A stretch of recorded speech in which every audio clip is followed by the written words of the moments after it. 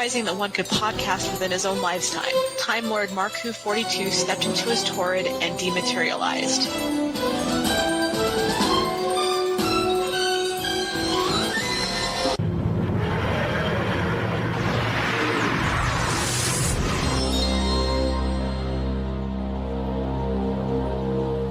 He woke to find himself exiled from his home planet, facing televised images that were not his own, and driven by an unknown force to change podcasting for the better. His only guide on this journey is Tori, a time machine from his own planet, who appears in the form of a police box that only Mark Who 42 can see, but everyone can hear. And so Mark Who 42 finds himself dematerializing from one side of the Whoniverse to the other, striving to bring Whodom back to where it once belonged, and hoping each time that his next dematerialization will be the materialization home.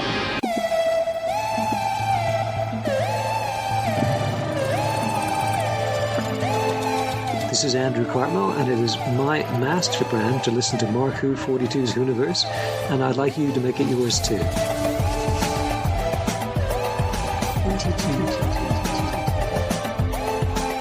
Welcome to Mark Who 42. That's right, Mark Who 42, Doctor Who on Krypton Radio. I'm your host, Mark-Baumgarten, and with me, as always, are Christian-basel, patty-hawkins, Kayla Escalillo, brandi-bachle.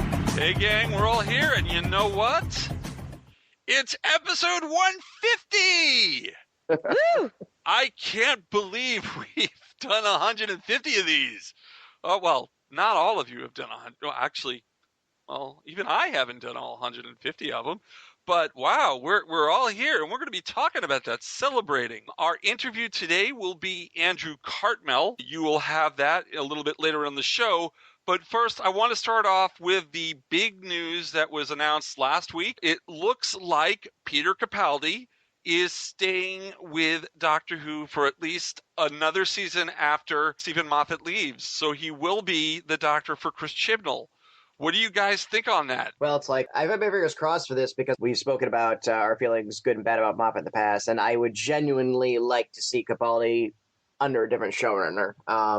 It's like we're seeing a character you love under new writing teams. So I'm cautiously excited, and I think it was a BBC decision. I think switching showrunners and switching doctors might have worried people too much. I think they wanted a little bit of stability in the transition. Because again, Chibnall could fall hideously flat on his face, and anything could happen. So I think this was a pragmatic, safe bet that they wanted to keep something stable in line, and I think this is the best possible decision.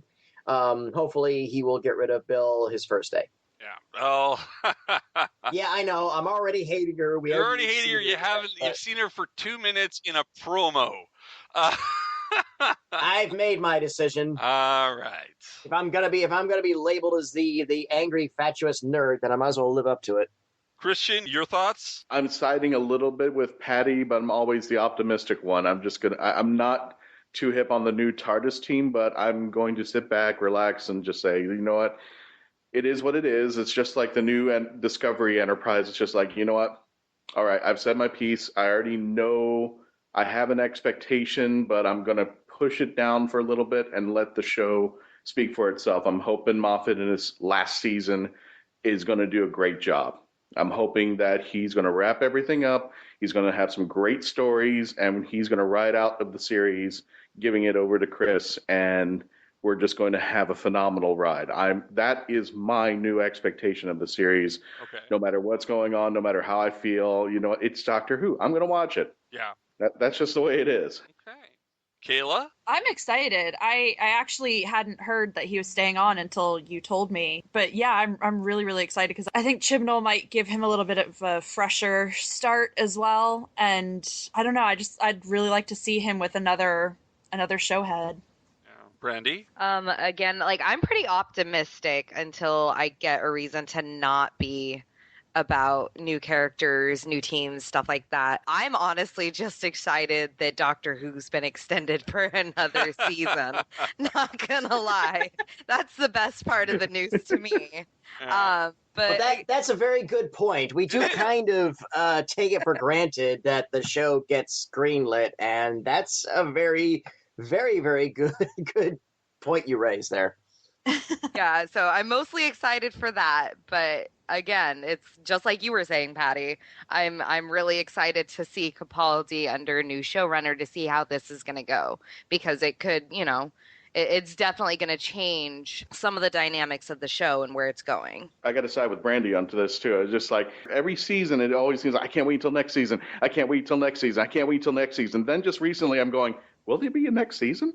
So so it's been a big concern of just like, I really hope we never go back into the wilderness years, but just like anything, anything is under the knife. Anything can go under the knife and be cut up. So, I'm going to stop taking it for granted that this show is going to run every year and just embrace everything that's happening, the good and the bad. It's Doctor Who. It didn't run this year. But they did say it was going to be coming up, and they had a Christmas and everything. Yeah. So it put me at ease on that part, but still, I'm not going to sit here and go, you know what, it's going to run forever. And I'm hoping I'm as optimistic as Russell T. Davies said that this show will continue on way after all of us are gone. Yeah. So I'm hoping that's still the case. Well, I am looking forward to next season, but I'm really looking forward to Series 11. I am looking forward to seeing Peter and Chris work together and bring a new dimension to Doctor Who. Moffat has, we haven't been bashing Moffat. The last series 9, I loved. I thought was good. I just want to see a new dynamic, and I think Chris Chibnall can bring it. Okay, so that was the big news from last week, and hopefully by the time this is airing, because we are actually taping this a week before because we've got a convention that we will have we're timey-wimey the weekend between recording and playing this. Tampa Bay Comic-Con, thank you guys for having us. We enjoyed ourselves. I'm saying in advance. Okay, so let's talk about 150 episodes. This show has been on for 150 episodes. There was actually a show before this that ran for 8 episodes. So, I mean, give or take 150. Well, it's a show, but a different format. It's a different format, right? The first 8 episodes were done in an improv fashion with characters. There was a Time Lord named Mark-42. He traveled in a Torrid, which is what a TARDIS really was. Susan just came up with the name TARDIS. But they were really Torrids, and we had sound effects. It was like an improv radio show that we actually reviewed episodes and things as if it was real. But it's a TV show. We realized that the format we're doing now worked better. I started out with 2 people who really helped me at the beginning. I want to bring them up. Trish Helm and Eduardo M. Fryer. They were instrumental. They were my co-hosts. No, I'm just razzing on them. They were my co-hosts. I was still showrunner, but they were my co-hosts. And we've been doing this. Now, at the beginning, I said I haven't done all 150 shows. Yeah, I've been sick a few times, but I've been there since the beginning. Now, I want to talk about everyone else coming into the show. And Christian, you were the next addition to the show. Tell us a little about how we brought you in.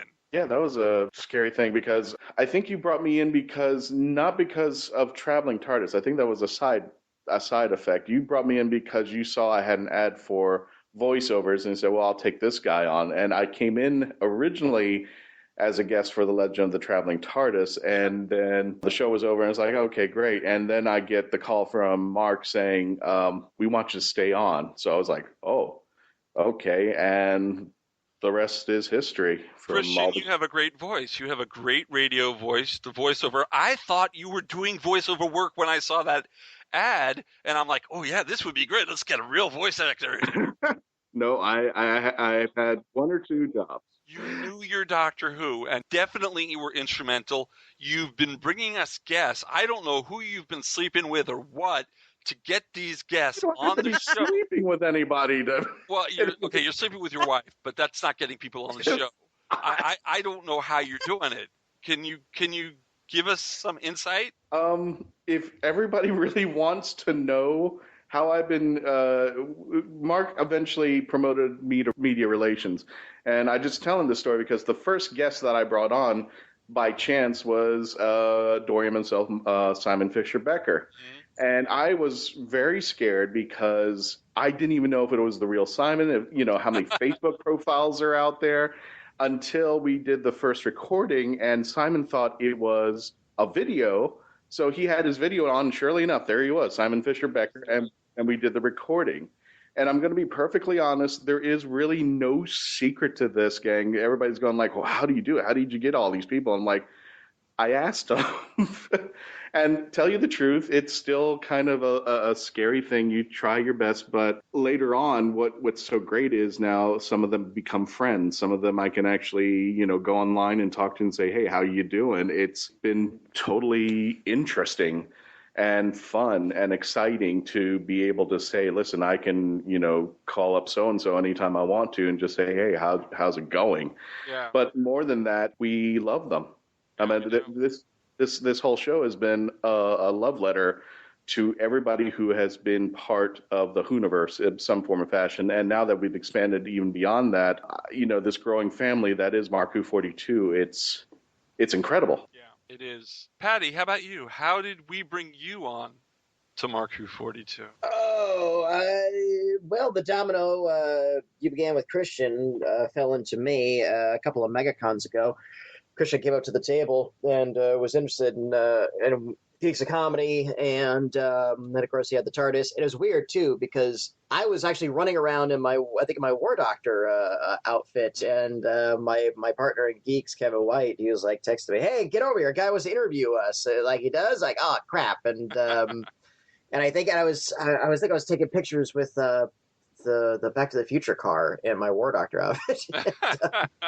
So like I ran back, and then we did a quick little interview, or I'm not sure we did an interview. We just like talked about doing an interview, and then y'all invited me on and did an interview with Geeks of Comedy, and it was a Mother's Day special. Yeah. And you're then, a mother of a Doctor Who expert, Patty. Well, I think I got most of the characters right, and I think I sealed it when I said that Sarah Jane Smith was like my favorite all-time companion, and then like the wheels in your head were spinning at that point, Mark. And then then I think y'all had me on again a second time, and then we talked about maybe doing a recurring segment, and I don't work well in a vacuum. I can't just be by myself, and then came down, met you guys at convention again at Magic City, it was called at the time. And you expressed an interest in having me come on as a semi-regular. And then, now I'm a regular, semi-regular, and... You're a regular, semi-regular. Yeah. You're regular. I'm a regular, and I think the show has survived me, considering some people said I was going to be the one destroying it. But I'm here, and they're not. So there you go. Exactly. Kayla, tell us a little about how we brought you on, because you're pretty recent. You're only like a year that we've not even yet. We've only known you for a year. Yeah, I was actually a guest for the Star Trek group I was part of at InfinityCon last year, and I ended up being the only one of the group to show up, so I would have done a panel by myself, but that would not have been good. No, not at all. It would have tanked really bad, and I would have looked like an idiot. So David put Christian and Patty on the panel with me, which was awesome. So that was my first time working with them. And then you guys invited me for MegaCon Fan Days to do some panels with you as kind of a like trial run sort of gig. Christian had been saying that you guys were looking for potentially a new female. Well, there were, words spoken that were telling me that Trish and Ed were ready to leave the show and move on to new things. And we definitely needed a new news girl and co-host. And so I think it was in January of this year we had you on. Yeah, January was when I was official. Yeah. So it's been exciting. It's been freaking awesome. I've been able to do a lot of really cool stuff and meet and talk to a lot of amazing people that I never would have if this opportunity hadn't just kind of like fallen out of the sky and hit me. Yeah, well, you do a great job for us. Well, thank you. All right. Well, And Infinity was an interesting foreshadowing because that was the first time we had to stage with somebody we'd never worked with. It was Patty, myself, and then Kayla. So there was a little bit of a foreshadowing there of a yeah, because at relationship. conventions we've been bringing other people on to our panels and doing panels with people that we either didn't know or hadn't spoken to in a long time. So it definitely was good practice. So you see a pattern here, folks. There is a If we invite you to sit with a panel with us, and we invite you to sit in on the show, we may be grooming you for bigger things. But now, see, that changes a little with Brandy, because Brandy, you tell it yourself. How did we get you in on this? Okay. Well, to the best of my recollection, Christian and I had actually been speaking back and forth. We met in a Doctor Who Facebook fan page, and I remember that you guys were actually heading up to Conjure, and Christian had mentioned to me that you guys needed help at the booth because you guys all had panels that you had to do, and you had to have somebody watch the booth. So that led to me saying, yeah, abso-freaking-lutely. And that was, I believe, at the end of March. Yeah, that was for my birthday, actually. So I came up to Conjure, watched the booth for you guys, and then I told Christian, I said, anytime you guys need anything ever, just let me know. So then I kept watching the booth, and I kept watching the booth, and the next thing I know... And you were so friendly to people, you were bubbly with personality, you were talking to people, you were giving great exposure for the booth, and next thing you know, and the rest is history. The rest is history. I was proposed to by pirates, and then I forgot on the show. Yeah. I just think it's funny that Brandy used the word recollection like we got her drunk and then Shanghai. Well, I think there was some alcohol involved. I'm pretty sure. I was helping Mark Who 42. Next thing you know, I got clunked on the head, and here I am on the radio show. So we have a whole team of people that I've been bringing in, and I think the show's just getting better and better.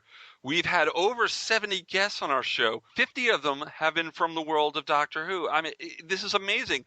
What started out as a little play acting podcast, and then when we revamped it, has gone uphill and just, I was going to say has been like a stone rolling downhill, but I said uphill. We're just getting up and up, and we're invited to conventions, and we'll be talking about the conventions a little bit later, to do panels. We are just getting bigger. We are known in England. We are known around the world. This is an international radio phenomenon. And I want to thank each and every one of our listeners for listening to us, and each and every one of our Facebook followers for liking us. Thank you. Thank you for Tumblr. We just started a Tumblr site. Go to marku42.tumblr.com, and you can see our Tumblr page. We're, of course, tweeting at marku42. I mean, this is an amazing thing. And, of course, our website, marku42.net, which if you join, you can comment on. And by now, we're done with the revamp, so the site should look all new. It's really cool. Wow. So we've done 150 shows, but I want to do at least 150 more. And I want to know what you guys would like to see so that we can get to the 150. This is kind of like what we're saying with Doctor Who, that we want that to continue, that we want Doctor Who to grow and change. And what can we do? How can we mutate? How can we go on? And I'm going to start with Patty, because he is our geek theorist, our resident geek theorist. Is this a meeting or a broadcast? This is a broadcast. So use it in words that the listener will understand. Your hopes, your aspirations. I just honestly, I just want to keep on trucking. I mean, here's the curious bit. We're never going to grow as fast as we would certainly like. I just hope that as we move forward, as long as we're making progress, then I'm happy with it. I'm always glad to meet people. This past year, I mean, I've I've been recognized by my Yeah. voice. I've been in a crowd and just talking to somebody about like Doctor Who, and then I've had this total stranger turn around. It's like, wait, are you on Marco 42? I'm like, yeah. Are you Patty? You're like, yeah. I recognize your voice. Well, it's not hard to not recognize this nasal thing I've evolved into over the years. But my biggest hope is that right now we're in a lull, and I'm hoping when the show starts up again that we get some heat back into it, because right now we're treading water, and not just us. I'm talking about Doctor Who. I'm talking about Doctor Who fandom. Treading water. Fandom is treading water. We're Fandom not is on treading Netflix. water right now. We're not on Netflix. We're not on Hulu. Yeah. There's no new Doctor Who coming into America, except if you watch the repeats on BBC America, which a lot of people in this country don't have. There are people in the United States who have still not seen Series 9. I can't believe that we're back to being a season behind if you don't have BBC America. Yeah, so I'm so glad at the progress that we've gotten into, and I'm so glad to have been a part of this. And it's so come a long way from like a year and a half ago when we would be announced as guests, and the Facebook board would light up saying, "Who the hell are they?" I'm talking like the little one-day shows. They'll be like, "Can't you get David Tennant?" I mean. That type of nincompoopery that you just can't argue against. It's just you just gotta shake your head, but it's wow, dude, you just don't get it, do you? And I've always had one philosophy in all facets of geekdom and everything else, in that I don't consider our listeners or fans. I consider them, and if you're listening to this right now, I consider you to be a customer. Because I believe the word customer has a greater value than anything else. And I think that comics and sci-fi and other franchises, I think by calling them fans and not customers, I think that's open to abuse. I think it's open to disrespect, and I think it's a two-way street. So to anybody out there, thank you for being our customers. I hope we provided good service, and that service is entertainment and education and illumination. And if I've rubbed you the wrong way, I apologize for that. It's my job, unfortunately, to say the truth as I see it, and as all of us have come here. But if you stuck with us that far, then I have to assume that we at least we've tempered it with the caveat of it's just our opinions, and we still love this show. We still want it to go on, and anytime we're frustrated, it's only because we want it to be as good as it can be. And going forward, and it's the same thing with us internally. We just want this show to be the best thing it can, and we've made a lot of progress, and we've got a lot of plans to just keep going forward with this. Yeah. An expanded website, more interaction, more traveling, and we're just going to keep going. And the nice thing is that it's not even a question of like that we've hit the roof yet. We haven't even seen the roof yet. No, we haven't. But we know it's there, and we're looking for it. Yeah. We'll find it one day. Well, I hope not, because that means the ride's ends. Oh, But then we're going to raise it. Because then we raise the roof. I was going to input some stuff, but Patty basically said what I was thinking. But how about you, Kayla and Brandy? What do you want to see for the show? I always feel awful going after Patty. Did we stump you again, Kayla? No, because Patty is always so eloquent and says everything. So I go after him and I sound like a bumbling idiot. No, you're not. But no, I think Patty really hit it on the head. I want to see this keep going. I want to see us get our momentum back, because Doctor Who is kind of in a drought right now, which kind of seeks back onto us because we don't have as much to talk about now because there's not new content. But you know what? We've been doing a lot of interviews. We have, because of the lull, and we've been doing other fandoms. We've had some Star Trek guests. We had a Son of Anarchy, Kurt Yeager. We've had a lot of different people on the show, so we can bring in other people who normally don't watch Doctor Who, and maybe when they listen to the news before the interview, they get the idea, maybe I'll try Doctor Who. So, I mean, it does give us a place to expand. But, the fact that we can't review a new show, it kind of sucks. Now, class starts in September. So we are going to have some review shows coming up, as long as BBC America is going to air them, because I don't want to review if America is not going to be keeping up. And as far as I know, because BBC America is co-producing it, they will be airing it as well. So we will be reviewing Class, which may or may not have Peter Capaldi as a guest. Would be super cool if we had William Russell as Ian come back as headmaster. That would be a great coup. People are still talking about that on the net. Brandi, how about you? Well, again, trying to follow Patty. I know, for real. It's like, and then following Kayla, who's also following Patty. No, please. This show is going to go places. There's not even that I want to see it happen, as I know that we all want to see this show continue to grow and to thrive. I mean, Mark, it's your little baby, and it's already potty trained and stuff. Oh, that's good. Thank God for that. It can pour its own Cheerios, and one day it's going to be able to microwave its own ramen. Oh, see, ramen is a staple of life, and so is Mark 42. and I see this show going that direction. Again, it's like you said, we've got fan base over in the UK. We've got lots of fan base here. I know from personal experience that we have fan base over in Australia. Yeah. So, yeah, it's just this is something. Russia, China, South America, a lot of places. Exactly. And, unless it's something that's been put on, TNT as a series premiere, nothing is popular overnight. Well, we're going to start a new show on BBC America called Talking Who. Oh boy. Yeah, Chris Hardwick can't do it, so they've hired me and us. Yeah, right. Okay.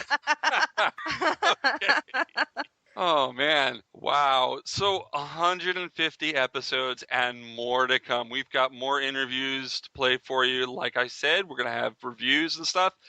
We're going to take a break. When we come back, we are having Andrew Cartmel, who's a friend of our show and has been on several times before. He's coming on to talk Who and promote his new book and just generally celebrate our 150th with us.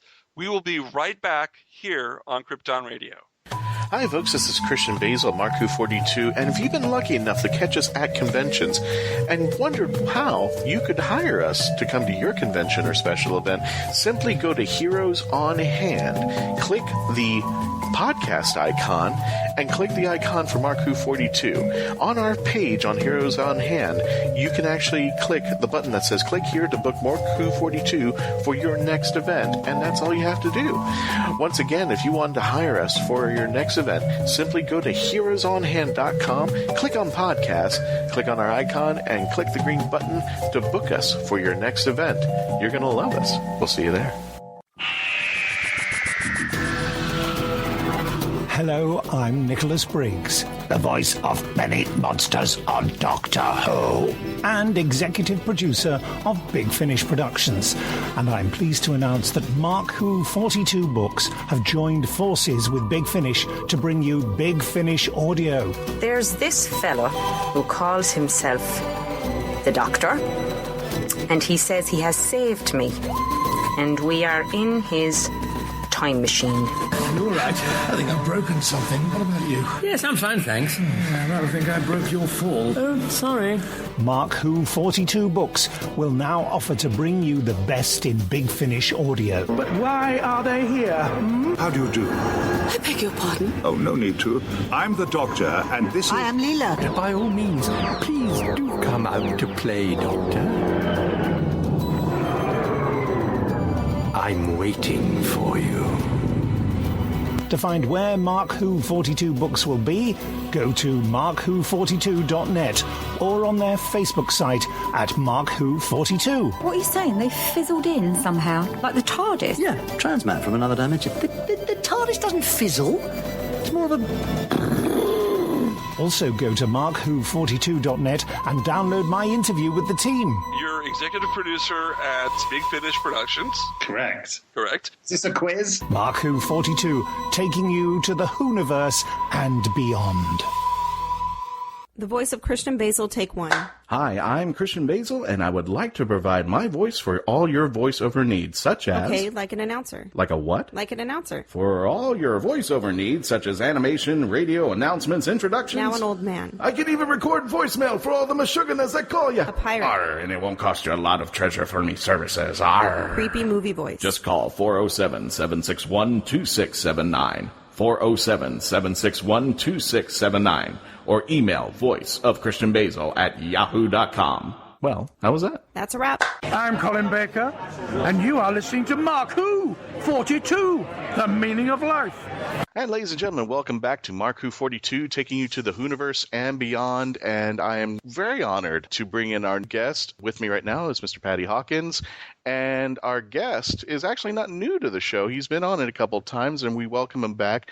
He has something to mention that he just wrote, but let me introduce him again. Welcome back to the show, Mr. Andrew Cartmel. Hey, guys. It's great to be back. Thanks for having me again. Excellent there. So it's been a while since we met you at Hurricane Who there. How have you been? Great and busy, which when you're a writer, being busy is good. The good kind of busy, yeah. The good kind of busy. Have you done anything with Big Finish lately? I haven't done anything with Big Finish for a long time, but I've done a lot of stuff with Titan and with Panini, which is Doctor Who related. And as we'll get to in a moment, I've also written completely not Doctor Who related a new series of crime novels, which I'm very excited about. Oh, go into a little bit about that. Well, as you might recall from meeting me, I'm a vinyl nut. I'm a record collector. I love old records, particularly jazz. Oh. And I happen to have a friend who's a big best-selling novelist called Ben-aaronovitch. He's got a series called Rivers of London, which are terribly successful. The first book in America, actually, it's retitled. It's called Midnight Riot. Anyway, check it out. Great stuff. He writes about the branch of the Metropolitan Police in London who deal with the supernatural. These are terrific books. And I said to him one day, Ben, what is the secret of writing a best-selling series? He said, just write what you really love. And I thought, well, what do I really love? To be honest, I really love collecting records, like looking through what you guys would call thrift stores, what I'd call charity stores. They call it crate digging, crate diving, looking through boxes of old LPs. And I kind of love that. And I thought, well, I wonder if I could weave that into murder mysteries. I always love crime fiction, particularly I love murder mysteries. And I came up with a story called Written in Dead Wax and a character called the Vinyl Detective. Mm-hmm. And I wrote a book, and I actually ended up writing 3 books because I love the characters so much. I had such faith in the series that I wrote 3 entire novels. By the time I'd written the 3rd one, we hadn't sold the first one. My agent had been unable to sell it. So I sort of set the books aside, put them on the shelf, and I'd kind of resigned myself to nothing happening. But then I was introduced to a great editor, a terrific editor of crime fiction at Titan Books. Mm-hmm. And she loved it. She read the first book, loved it, read the other 2. She loved them all. So there's now a publishing deal in place, and the first book has been published. It was published in mid-May. It's called Written in Dead Wax, but if you're looking for it, just look for Vinyl Detective. And in fact, the first printing is sold out in the UK. I don't think it has yet in the States. Wow. But yeah, we sold out the first print run. It's now on the 2nd edition. And next week I'm going up to Leicestershire to hear them record the audiobook. So it's all happening. Nice. Oh, you got them recording audio. When's that scheduled to release? We've sold the audiobook rights. I imagine the audiobook will be out late summer, early autumn. We've also begun to sell the foreign language rights. The Czech language rights have gone, and we've got, obviously what we want to sell to every country in the world, but that's the first one so far. And the next book will be out in May. So it's going to be on an annual basis, a new novel every May, we hope. Certainly the first 3 are scheduled. So this takes place within what the main character is an LP connoisseur, sort of an expert, and people just start knocking on his door saying, "I want you to acquire this MacGuffin for me." You've read the book. Basically, that's it. Yeah. Yes, each novel is centered on a rare record, often a record so rare that people are willing to kill for it. But I ring the changes. In the first one, it's this very rare jazz record. In the second book, I don't know if you guys know what psychedelic rock or prog rock is. It's a British rock band of the 60s. It's basically like Syd Barrett, Pink Floyd. So that's the second book. The third book is about a swing record from World War II. So you have these records are, as you say, MacGuffins, and they set the plot in motion, and our hero, the Vinyl Detective, is on the case. Nice. Very nice. These Sound very intriguing. I really like the angle. Well, do check it out. It's also available as an ebook, so you can just download that from Amazon too, as well as the physical book. And all these Amazon is where they could purchase it, an ebook? You can get it any good bookshop anywhere. You can get it. It's published by Titan Books, the same people who are involved with publishing some of the comics. Gotcha there. I mentioned the Rivers of London series, better known in America as the PC Peter Grant series, and they were such a success that Titan, who started out as a comic distributor in the UK, and also they had a bookstore called Forbidden Planet, which is a big science fiction and comic store in England, and they've branched in New York. Yeah, right, and they've become pretty big, pretty heavy hitters, and they've published their own. They do a lot of comics. In fact, they've got the license for the Doctor Who comics now. They got that from IDW, I think, had it before, and they do a lot of those sort of titles. But they also are branching out into their own original line of comics, licensing properties that haven't been done as comics before. So they approached Ben-aaronovitch to see about doing Rivers of London comics because the people who run the company love the books. And so Ben, he hired me, his old partner in crime, and together we've been writing these comics which are not based on the books but are further adventures. They're canonical adventures which take place within the world of the books, but they're fresh new adventures, which is quite exciting. The way it works at Titan is pretty standard. You do a 5-issue miniseries, what they call singles, individual monthly comics. Yeah.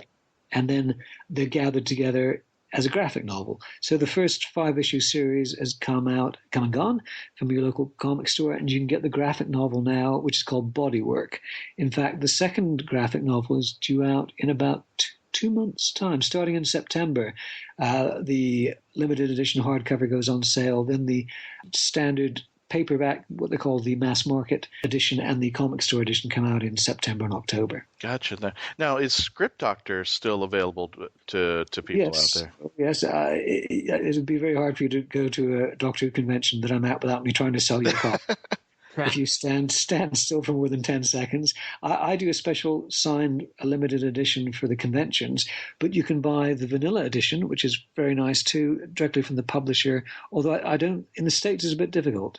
I think it's still pretty scarce to get copies in the States, but if you're in the UK, you can buy directly from the publisher, MIWK, run by Matt West, who's a buddy of mine, a great publishing firm, and so the book is very much out there, and you can always perhaps borrow a copy from the library if you can't find a copy to buy.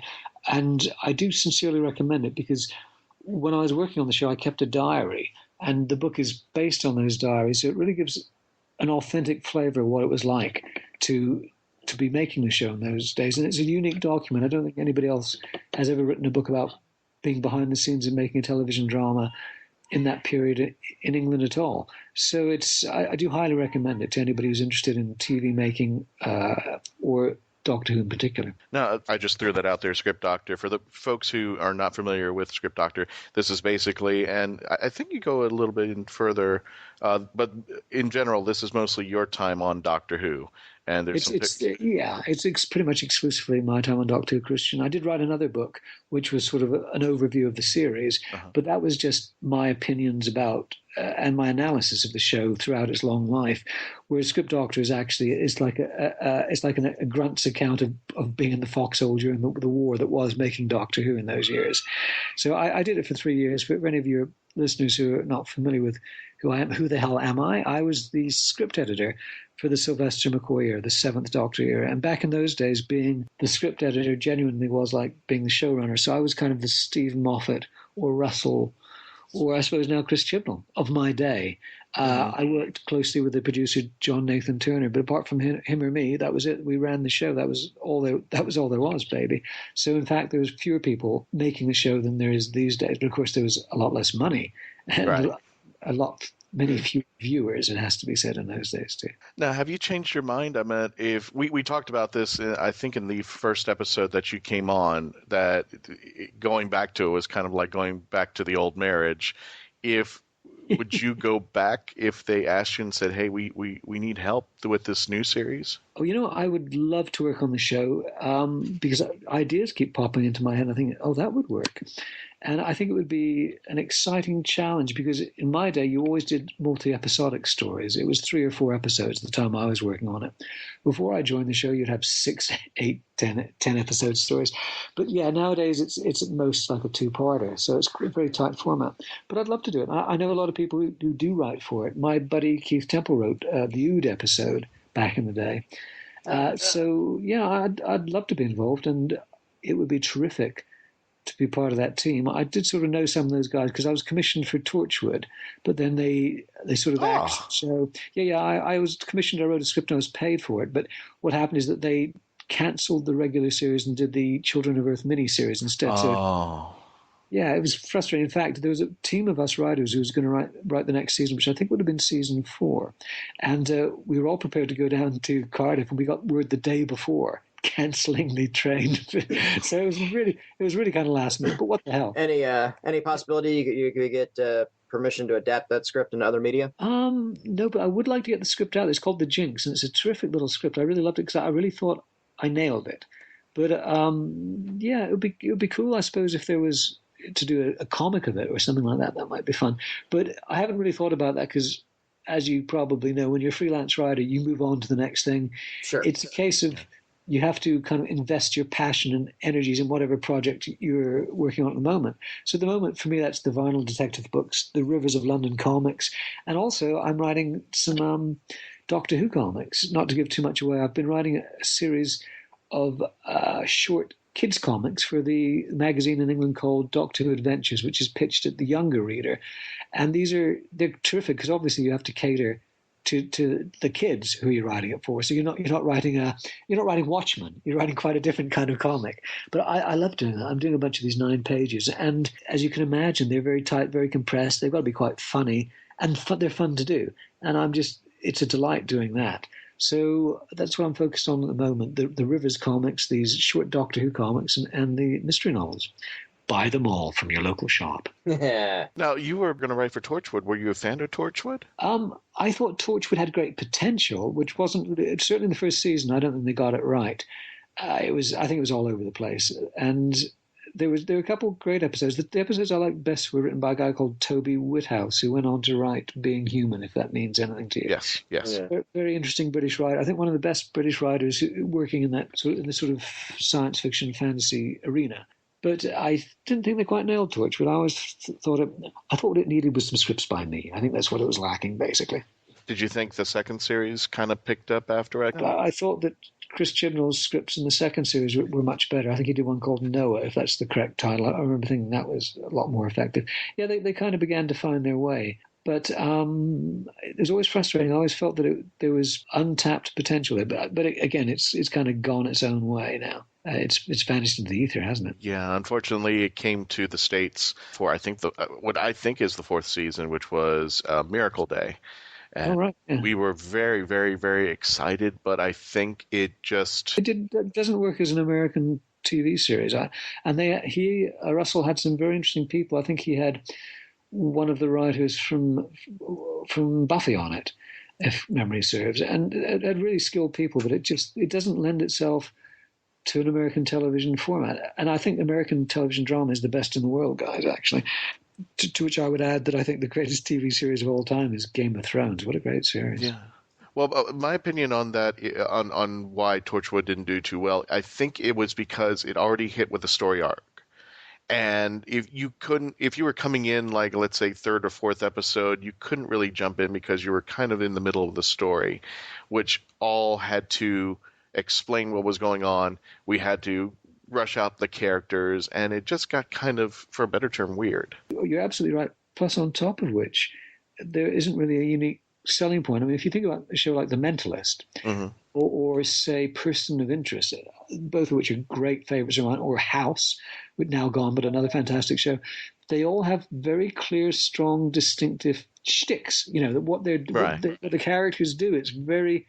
They're distinctive, they're smart, and you can get a hold of it very quickly, or or what the setup is and in each story. And I don't think Torchwood brought anything unique to the table. I never liked the fact that Captain Jack couldn't be killed. I mean, it's such a suspense killer, right? Here's the guy, you can't kill him. Well, actually, in this particular case, he could be, which was something completely different. But I think one of the things that kind of went against it was that when we first saw Torchwood on BBC, we had an ensemble cast, and we were kind of learning through Gwen. Now we didn't have it. It was all broken up, and we were trying to assemble things together there. But that's just my take on it. I really adore Eve Miles. I think she's a terrific actress. Oh, she's wonderful. Plus, boy, can she drink. Oh, God. If you've ever been to a convention, she can drink you under the table, guys. Don't try it. You've been warned. Well, Good to know. Patty, challenge accepted. Oh, no. I nurse my gin and that's it. I don't get snoggered with guests, because last thing I want to do is have an incident. Well, the incident you'll have with Eve Miles would involve a great deal of dancing. Oh, that's fine. I don't like to get drunk around guests and then they ask me about their body of work or about their body. Because I'm drunk, and then I'll start saying the truth. Oh God, we went there, didn't we? But nobody wants to hear the truth about their body. I think that's what I know one wants to hear the truth. Oh my God. Well, speaking of which, when we jumping back to Doctor Who, have you got a chance to see the new series? I've seen very little of it. You were alluding to my famous quote earlier, where people ask me why I don't watch the new show, and I say it's like seeing your ex-wife really happy with a new guy. So that's what it feels like. But I do occasionally. What happens is every year, it's very nice. I get invited to the grand screening of the Christmas episode at the British Film Institute, and so I'm pretty well up on the Christmas specials, and that's about it. And this year it was terrific because I got to meet Capaldi afterwards, and I do think he's a supremely good choice for the Doctor. I think he's first rate, actually. Also, I thought it was critical, as wonderful as Matt was and David Tennant, that both of whom were terrific. Tennant in particular, I think, is a classic Doctor, but when you start moving in that direction with the casting, it was getting younger and younger. And as I've said before, we were in danger of heading in the direction of Dr. Bieber. Oh, God, no, please. Dear God, no. Yeah, so we needed to reset him as an older guy. So Capaldi was fantastic. And the thing I love, here's a fun fact, which you no doubt know, is that Capaldi is actually older in real life than William Hartnell was when he was playing the Doctor, which is freaky because he looks like 30 years younger than Hartnell. Yeah. It's just very strange, isn't it? But yes, an older Doctor, not a Justin Bieber Doctor, that's what we're looking for. And so they were very smart to move in that direction because they were painting themselves into a corner with the young dishy Doctors. There's nothing wrong with that, but it's not the only kind of Doctor you can have. And so I thought that was excellent. Well, we needed to cleanse the palate, basically. Yeah, and we're waiting for the new companion, whom I believe is called Bill. Yes. That's correct. Yeah. So we're waiting to see what happens with her. I think there was a big concern because a lot of the fangirls were jumping ship when they saw Old Guy, and there's actually some YouTube videos and parodies and such like that girls were leaving because they wanted their younger Doctor, and here comes older Doctor, and I just said, and they were leaving left and right, and I would say, wait a minute, if you're upset about him, you should see the first 26 years. Yeah. They were jumping out the window with it. Yeah, but it's very silly, and that's why they needed to have Capaldi. Otherwise, they probably it would have been like cement drying around their feet. They would have been stuck with having the young dishy Doctors. But on the other hand, I can sort of understand where these girls were coming from because their entire life experience of Doctor Who would have been Tennant and Matt, wouldn't it? I think they were happy because they were younger Doctors, and even though Eccleston started the chain to get Capaldi in there, to get a senior Doctor, to get back to the Doctors that I'm used to, was a big risk in a younger generation that we're moving on now to. And I feel bad because the newer generation kind of, when we jokingly say, well, Matt Smith was my favorite third Doctor. So we hope they don't disavow the history, that they see it for what it is, and then they should accept Capaldi in the series. It's very interesting to wonder who they'll cast next, because that'll sort of put Capaldi in perspective, if you know what. They might have somebody who's older. Or what direction might they go? And it's a great show because it's infinitely reimaginable. You can reconfigure it. I love that aspect of it. It's just such a clever format. Brilliant. Do you think it's time for a woman? You know, I wouldn't mind having a woman as the Doctor, but I mean, they've sort of kind of done that with Missy, haven't they? I think it wouldn't even be very surprising now. And then you'd be stuck with it for a while. And then you'd have all this, you know, where does River Song fit in, all this stuff. I think it's a clever idea. There's nothing wrong with it, but I don't think there's much to be gained from it. Talk a little bit about your Prisoner novel, because I'm a huge Prisoner nut, and it seems like this thing's impossible to find in the United States. It's very strange. And also frustrating because it's a really good book. I'd written quite a lot of books, and I always put my heart into them. But at a certain point, I felt that I'd really begun to master my craft. And I thought that Miss Freedom, which is the title of my Prisoner novel, I thought I'd really hit the mark with that, because I have always loved the great 60s spy novels, which is not just James Bond or John le Carré. It's people like Adam Hall, who did the Quiller books, and Len Deighton, who wrote things like The Ipcress File. So I had all that stuff in my head when I wrote this, and I wrote it as a classic 60s spy novel, and it's very good and very effective. But the thing is, the guy who published it, a very nice chap, Matteo Latosa of Powers Publishing, he sort of got distracted and wandered away from publishing, and he's promised to bring the book back into print, but it's been a couple of years now, and it looks like it may never happen, which is a shame. But it was more of a shame back then when it was the thing I'd just written I was very proud of. It was very frustrating not to have it available out there.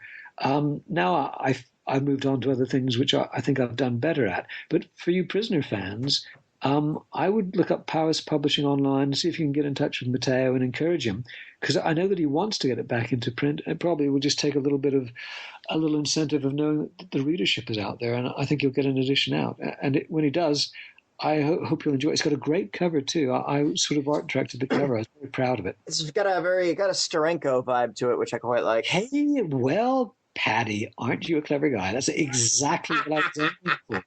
Yeah, even with the use of the black and white and red. So it was absolutely what I had. Nick Fury, Agent of S.H.I.E.L.D., well done. Buy that man a beer, or gin, I understand. Buy that man a gin. Yes, exactly. And it's a beautiful cover. We did a variant on it where we flipped the blacks into reds, and that's, if you're ever in the UK, look me up and I'll show you the books we've got. They're terrific. They're very nice. It's a date. Fantastic, man. And let's hope that the book comes back into print. Thank you for asking about it. It's a terrific Prisoner novel. I'm very, very proud of it. But as I say, it's like a Georges Louis Borges thing. It's this terrific book, but you'll never find it. So good luck. Well, that's like the Prisoner in general nowadays. It actually is a Prisoner-esque, kind of Kafka-esque situation, isn't it? So it's highly appropriate. I've written a book, but no one can find it.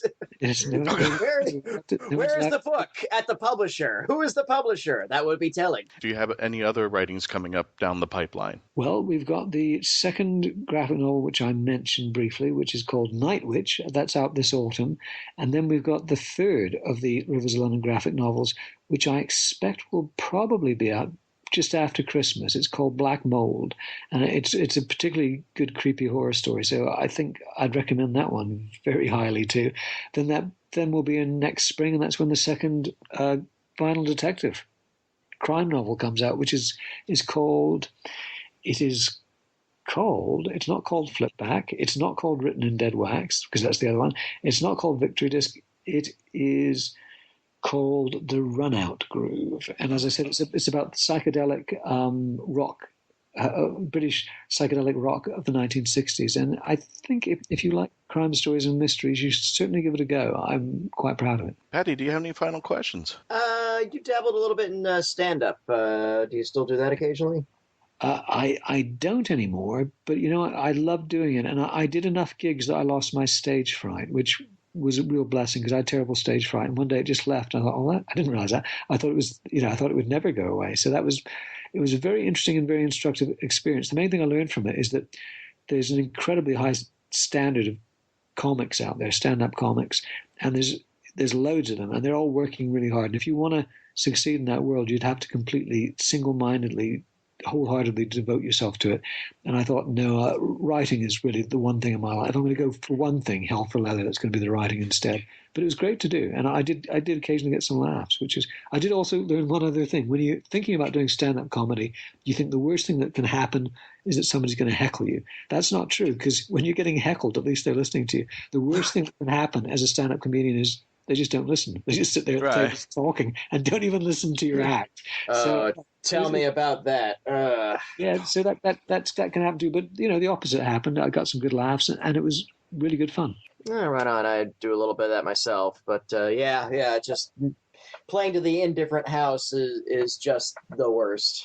That's all part of the learning experience, which. And you're absolutely right. It's you really can't dabble in it. That's one thing I've discovered. I do geek comedy, so I have like chunks and stuff that are relevant at the conventions and whatnot. But going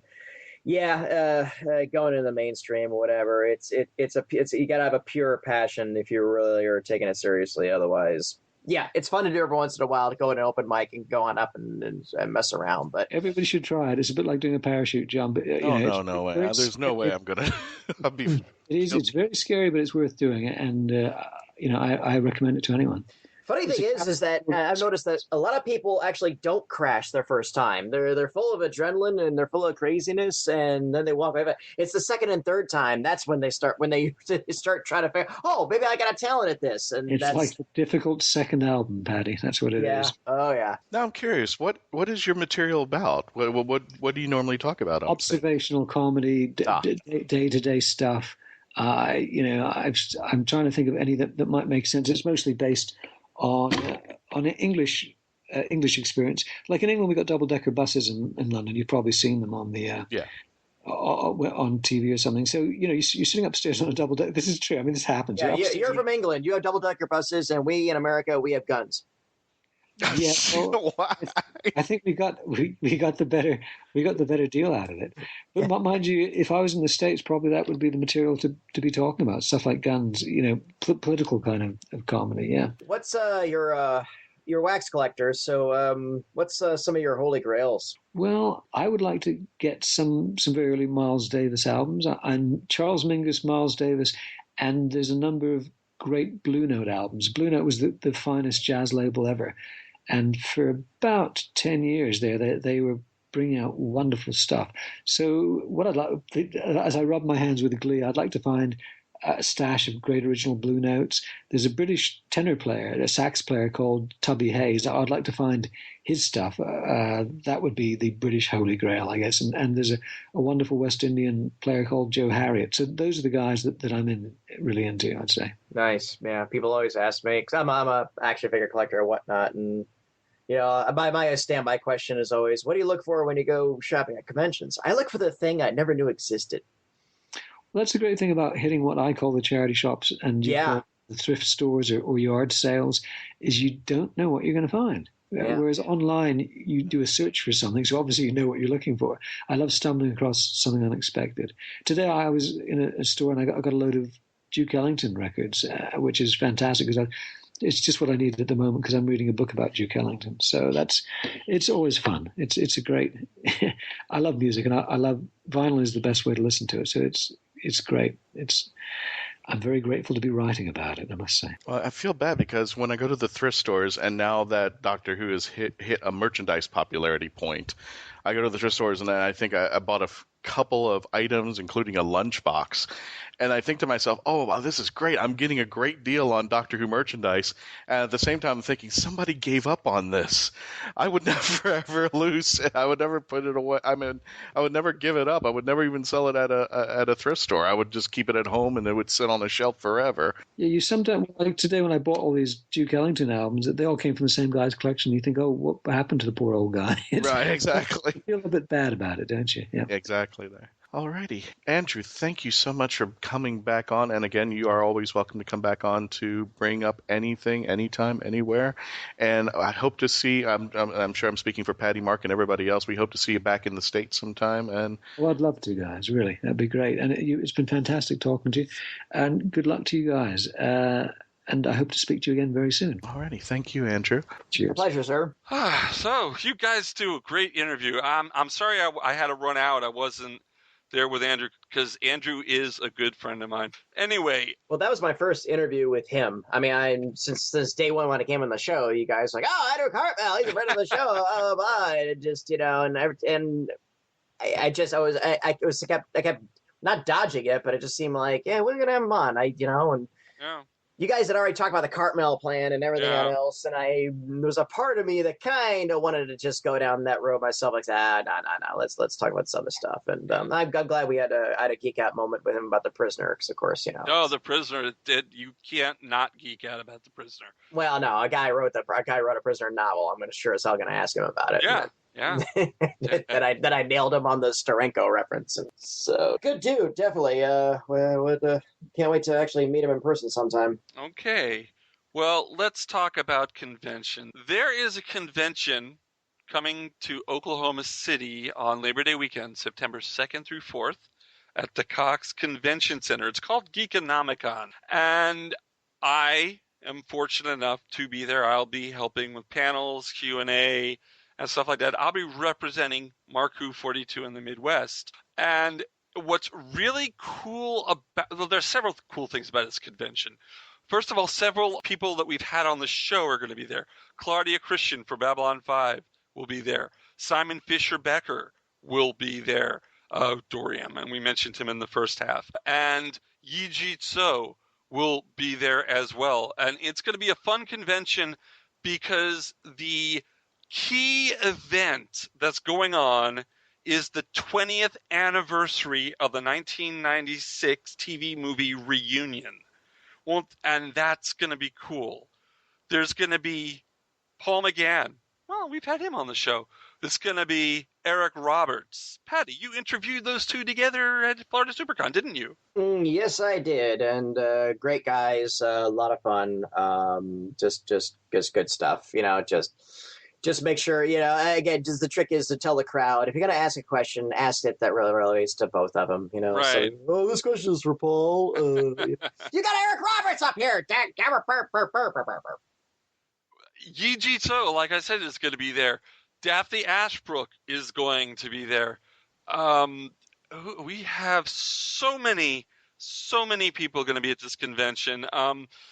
And it's going to be amazing. And just to let you know, we can get you a 10% discount on this this wonderful little event. If you go to geekexpos.com and go to the Buy Tickets Now link for Geekonomicon and enter in the promo code Whovian, that's WHOVIAN, all capital letters, you will get 10% off your ticket. So it's a great thing, and they're doing for us, and we're doing for them.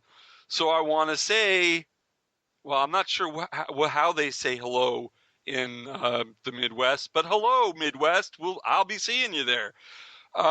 It's a foreign country or something. It's a foreign country. No, it's not a foreign country. Hello. It's a big hello. A big hello to the Midwest.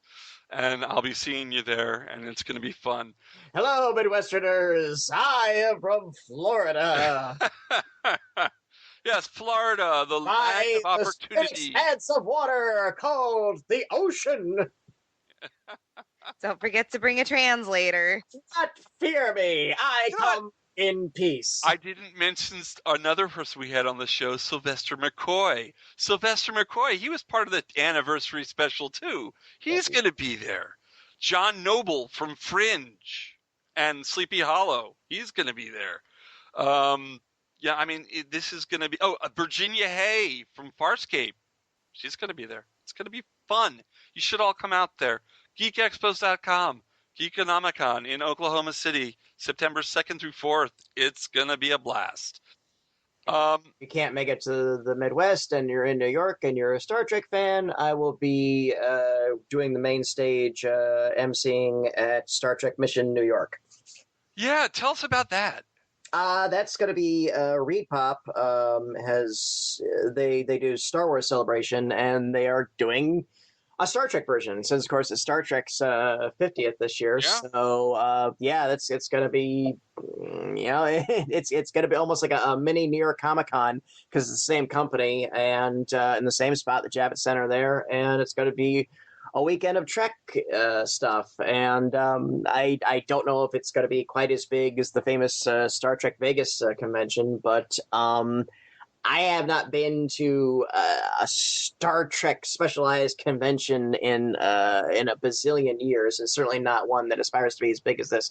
So I'm really psyched, and I think there's going to be a lot of old school fandom there, because again, if anybody who's a Star Trek fan is probably a classic Star Trek fan. Yeah. So I'm really psyched, but I'm envious for you, and this is the craziness of the geek world right now. There was a time when there wouldn't be schedule conflicts. There was a time when there was maybe 3 or 4 things going on during the year, and you could go to all of them. And now here we had to make a choice of, so you're going to Geek Comic-Con, and I'm doing this. And you told me 10 years ago there'd be like geek events almost every weekend locally and nationally. I would have laughed in your face, but this is the miraculous world we live in now, where we've actually got to make choices, and that kind of drives me nuts. But I'll be representing in New York. Mark will be representing in Oklahoma. Yeah, it's gonna be a great time. So that's all the time we have for our show this week. Oh, that's sad. Our 150th episode, and yes, you on Krypton Radio have not been privy to all 150 episodes. To catch those episodes, you can go to markwho42.net, look at our new website, and all of our podcasts are in the podcast archive.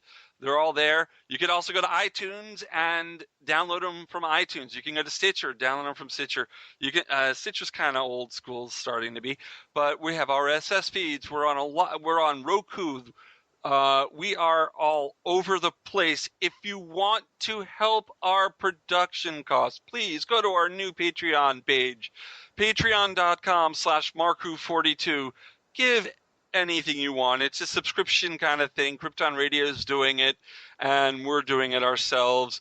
If you pledge $1 or more a month, you will get personal shout-outs on our show. You pledge $5 or more per month, you will receive a Mark Who 42 pin, and we will come up with other things along the way. We want you to be part of Mark Who 42. We've been doing this, like I said, for over and over for 150 episodes, and we want to continue doing this for you, as Patrick said, our customers. Is that right, Patrick? I concur with that. All right. Remember, Facebook.com. We're on Facebook. We're on Twitter at Marker42. Wow. We are so many places. You can just Google us. You can Bing us. You can even Alta Vista us. Do you remember Alta Vista? It's still there. It is? It's still there. Alta Vista's still there. Okay. On behalf of all of us at Mark Who 42, Patty-Hawkins, Christian-basel, brandi-bachle, Kayla Ascolillo, and myself, Mark Baumgarten, we want to say allons-y. Until next time, bye, everyone. Mark Who 42 was written and presented by Mark Baumgarten, Christian-basel, Kayla Ascolillo, brandi-bachle, and Patty-Hawkins. This episode was edited, directed, and produced by Mark Baumgarten. Visit markwho42.net, where you can register and become part of the Whoniverse Army. We can be contacted by email at mark@markwho42, subject line, ? If you'd like a chance to be a guest on our radio show, send an email to our Media Relations Director, Christian-basel, at markwho42media@yahoo.com. You can have Mark Who 42 entertain at your next event or convention. Go to heroesonhand.com/markwho42.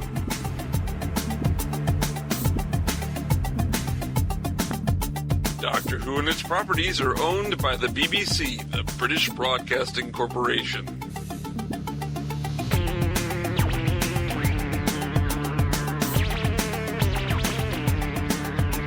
This show is owned and copyrighted by Mark Baumgarten 2016.